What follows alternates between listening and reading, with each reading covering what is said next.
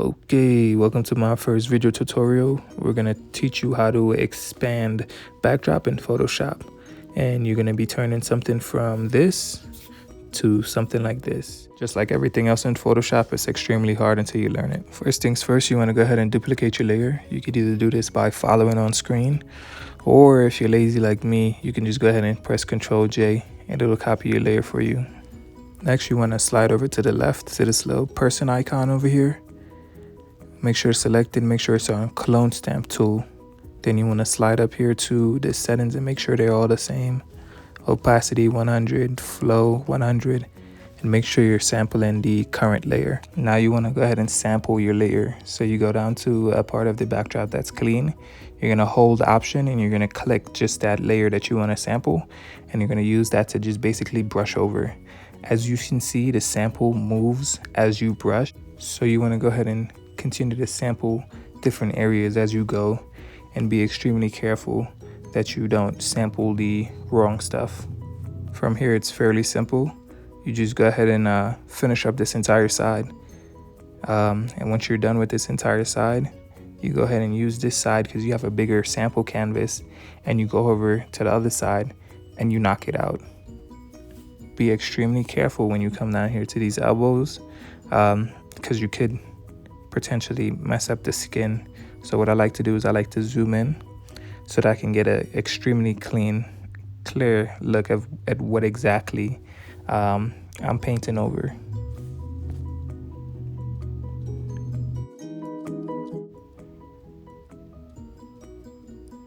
Okay, once we're done with this, we're gonna go ahead and zoom back out and finish up the entire right side.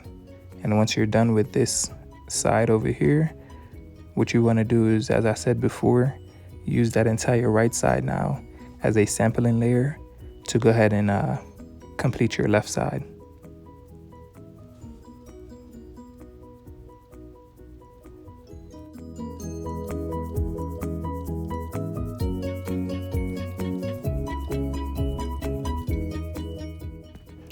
Okay, as we come to the end to this right here, I'm going to go ahead and show you the before and after. So we're getting somewhere, right? Now you want to go up to your healing brush tool. You want to select healing brush. And from here, same concept. You're going to go ahead and sample, Option, hold Option, and you click to get your sample layer. And you're just going to go ahead and brush over. And what this does is it basically blends, as you can see, it blends the different colors into the backdrop. So you have one whole color now, and it looks real. Fairly simple. Go ahead and attack as much as you can. Be careful with that the elbow, as I said before. And once you're done with this entire right side, we do the same thing as we did before. We use that right side as a sampling layer so that we can faster complete the left side.